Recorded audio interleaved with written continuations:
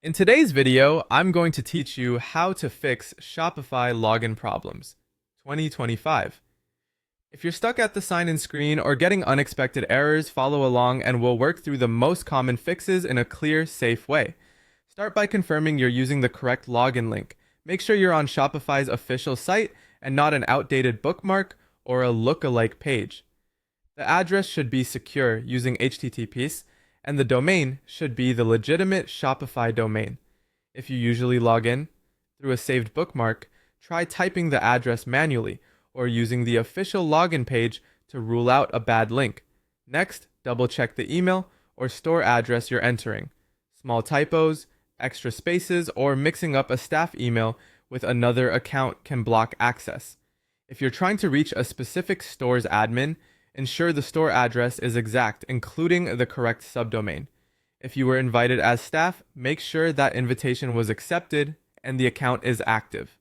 If the page loads oddly or loops, clear your browser's cache and cookies for Shopify.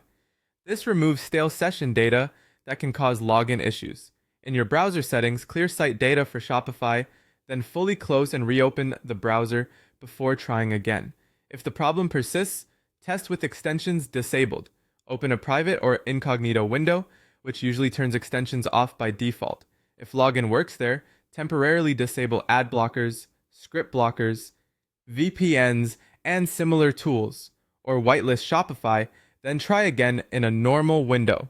When you suspect a password problem, use the forgot password option, watch for the reset email, check spam or junk, and wait a few minutes if it doesn't arrive right away. After resetting, sign in with the new password and avoid multiple rapid attempts, which can trigger temporary lockouts. If you use two-step authentication, confirm you have access to your authenticator app, SMS, or backup codes.